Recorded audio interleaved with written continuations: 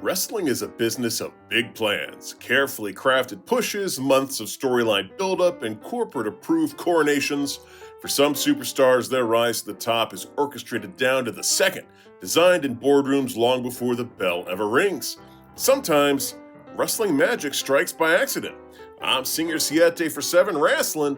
Let's take a look at 7 unscripted WWE moments that turned wrestlers into stars. Now, before we get into that, we appreciate your support, so if you enjoyed this video, please hit the like button, subscribe to the channel, and Sister Abigail that notification bell. Number 1, shirt salesman. Well, we gotta start with this one, don't we? The year was 1996, the King of the Ring tournament had just wrapped up, and Stone Cold Steve Austin had steamrolled Jake the Snake Roberts in the finals. Now, Jake had been leaning heavily on a born-again Christian gimmick, so naturally Austin stepped up to the mic and delivered the kind of subtle, respectful post-match promo befitting such a moment. He mocked Jake's religion on live TV and casually birthed the biggest catchphrase in wrestling history. Talk about your Psalms, talk about your John 3:16. Austin 3:16 says, I just whipped your ass. Now, the crowd didn't immediately explode, but t-shirt sales eventually did. When it was all said and done, Austin 3:16 was on as many torsos as Hard Rock Cafe logos in the 80s. While today the WWE will claim that Austin was immediately pushed to the main event after that moment, that wasn't really true. He was on the kickoff show at that year's SummerSlam, but that night at King of the Ring was definitely the launching point to him becoming the foul-mouthed face of the Attitude Era. Here's the kicker. In a recent interview with the Flagrant podcast, Triple H admitted that Vince McMahon didn't think the line would get over. Hunter said, at the time, I believe Vince was pissed about the promo and hated it. Vince was like, make those shirts, I guarantee none of them will sell. That's right, the man who created the gobbledygooker and once thought Mabel should main event SummerSlam didn't think Austin 3:16 had legs. So yeah, this wasn't a carefully crafted master plan. Austin wasn't even supposed to win the tournament that year. That spot originally belonged to Triple H before the infamous curtain call punishment. But sometimes greatness isn't written. It just storms out of the curtain with knee braces and a bad attitude, drops a one-liner, and changes wrestling forever. And somewhere, Vince is in the back probably muttering, damn it, I still don't get it. Number 2, busting the bloodline. In 2022, the Bloodline was untouchable. Roman Reigns was deep into his run as the God Mode Universal Champ. The Usos were tag team royalty, and Solo Sikoa had just arrived to fill the muscle role. It was wrestling's tightest faction, and Sami Zayn wasn't supposed to be a part of it. At first, he was just a comedic hanger-on, a pawn, a lackey. But Sami Zayn had something else. Timing, charisma, a deep understanding of how to make magic out of awkwardness.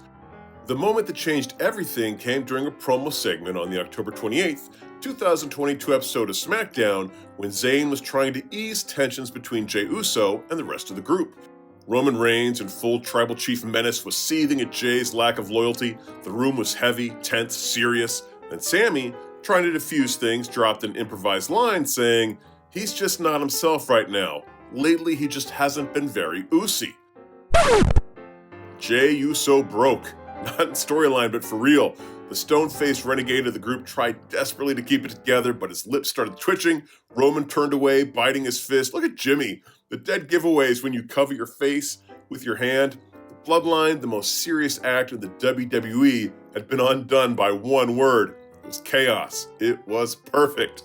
The crowd erupted into laughter and chants of Usi. WWE leaned in fast, slapping the phrase on t-shirts and embracing Zayn. It's more than just a background character. The segment revealed what fans had already begun to feel. Sami Zayn wasn't just a funny sidekick, he was the heart of the company's biggest angle. Oh, it was so damn Usy. Number 3, you dropped a bomb on me, baby. In 2011, the WWE was basically treading water as they were biding their time before the Rock-Cena match at that year's WrestleMania.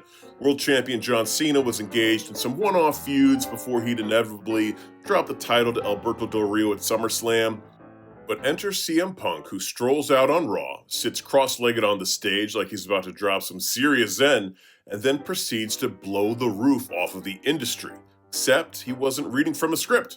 What followed was a brutally honest, biting rant targeting WWE management, the creative team, and even the fans who'd been fed a steady diet of corporate-approved wrestling nonsense for years. Punk called out Vince McMahon, Triple H, Stephanie McMahon, the entire backstage machine.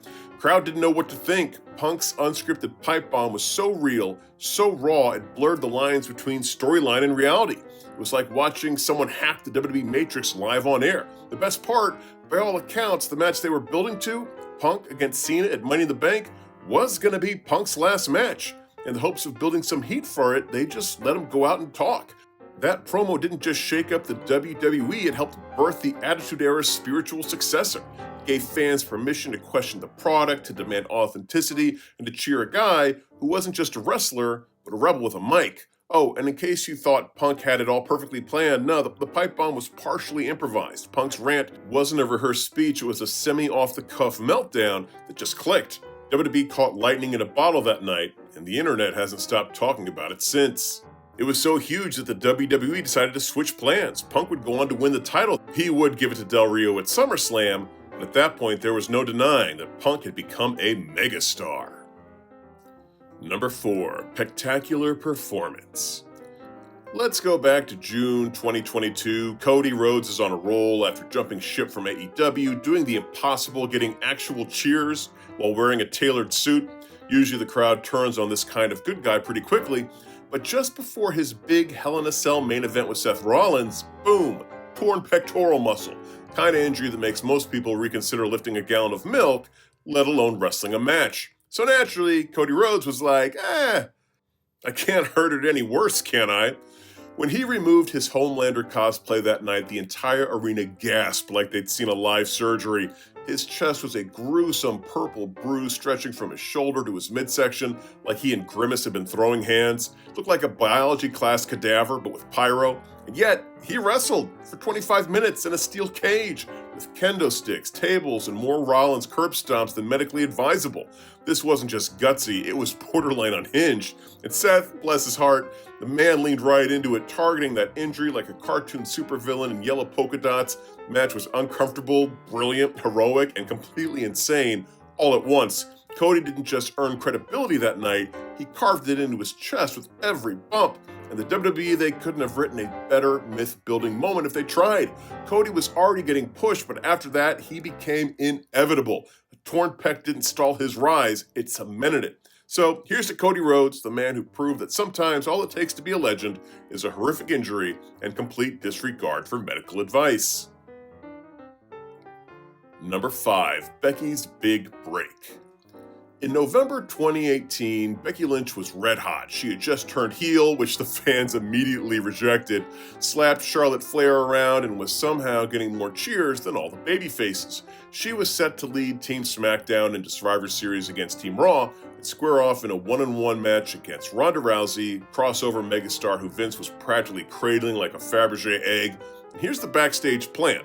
Becky would lose to Ronda at Survivor Series to set up the real dream match, Ronda Rousey versus Charlotte Flair at WrestleMania, because obviously the WrestleMania women's match had to involve Charlotte, the chosen one, and Ronda, the corporate darling. Becky, she's a fun side act, but, thanks for playing. But fate, or more accurately Nia Jax's fist, had other plans. During a SmackDown Invasion segment on the November 12, 2018 episode of Monday Night Raw, Nia accidentally clocked Becky square in the face with the kind of punch you only land in bar fights, or if you're just a terrible worker. The result, a legit broken nose, a serious concussion, and a face full of blood. Becky didn't stop. Becky continued with the brawl, then as the show came to a close, Becky could be seen bloodied, arms spread in triumph, standing in the crowd like a war goddess who had just conquered Mount Raw. That image went everywhere. Fans didn't just rally behind her, they anointed her. In that moment, Becky Lynch stopped being the other horsewoman and truly became the man. Suddenly, WWE had a very real problem. Fans didn't want Ronda versus Charlotte at Mania. They wanted Becky versus Ronda, and they weren't quiet about it. WWE tried their best to stay on script. Charlotte ended up taking Becky's place at Survivor Series due to Becky's injury and tried to destroy Ronda with a kendo stick. Cool, fine, but the crowd booed Ronda anyway and started chanting for Becky. The plan was unraveling live on pay-per-view. By the time WrestleMania rolled around, WWE had no choice but to throw out the original blueprint and give Becky the spotlight she had earned, not only being placed in the match, but winning in the first ever women's main event in WrestleMania history. So yeah, Becky was supposed to be the fall girl. Instead, she bled, smiled, and forced her way into history with one unforgettable moment. Luckiest broken nose ever. Number 6, 4 letters, 1 word, bank. The curtain had just dropped on the WWE Fastlane 2023 show, with Cody Rhodes and Jey Uso participating in a post-show press conference, fresh off their surprise victory over the Judgment Day. They're now the undisputed tag team champions. Now, normally, these things are weird, half kayfabe, half real snooze fests, but it's pretty clear that this duo has been enjoying a few sody pops on Cody's bus. Now, this is before Wheatley American Vodka invaded every telecast, so we have no idea what they were actually drinking. However, during the 2025 Money in the Bank live stream, Cody would admit that they were wasted that night, saying, "We were drunk and we had the best times of our lives." During that event, Cody would do his best to keep a straight face and maintain his role as the finely tailored QB of the whole company. Meanwhile, Jay was entirely too tipsy to worry about promos. So what'd he do? He kept saying yeet as if he were Hodor and the word yeet was Hodor. That analogy sounded way better in my head. But yeah, he just kept yeeting like every 5 seconds. Press talks about strategy, yeet. Rival teams, yeet. Is your dad complaining that you're not being pushed enough? Yeet. The result, pure, unfiltered comedy gold, a real raw moment that fans instantly devoured. Once they cleared the legality, yeet merch began popping up as fast as someone after taking an Uso super kick. What makes it even more perfect is that the whole thing wasn't stage managed, it was spontaneous, chaotic, and completely real. 2 top-tier wrestlers, too buzzed to care about how they looked, turning an otherwise mundane promo circuit into internet legend. Number 7, Holiday Celebrate. Once upon a time in 2017, the WWE tagged mid-card bruiser Rusev with Aiden English. You remember him, the guy who sang opera. They introduced a tongue-in-cheek celebration of Rusev Day after he beat Randy Orton, expecting it to be a one-off gag. What they got was a phenomena. Rusev himself admitted it wasn't supposed to stick. As he told Planeta Wrestling, it was supposed to be a one-off, just a celebration after I beat Randy Orton, and that was it. But a few weeks later, I was going Rusev Day, and people really started digging it. Crowd wasn't politely clapping, they were chanting it during other matches and dotting the venues in homemade shirts. So WWE did what they often do when something gets too organically hot, they froze it out. Vince reportedly told Rusev backstage that fans were mocking him, not cheering. They didn't mean it. Suddenly, Rusev was moved to earlier segments, his segments were cut, and the chant was edited off of TV. The result? A moment of fan rebellion. A heel catchphrase that flipped mid-show and turned Rusev into a face. So here's to Rusev Day, a wild, unscripted phenomena born from a one-time song, supercharged by crowd energy, and then repeatedly snuffed out, only to come roaring back anyway. Well, there's our list. Did I leave out any other unscripted WWE moments that turned wrestlers into stars? If so, please leave them in the comments section below. Also, if you enjoyed this video, please hit the like button, subscribe to the channel, and rude awakening that notification bell. Until next time, I'm Senor Siete for 7 Wrestling saying bye-bye.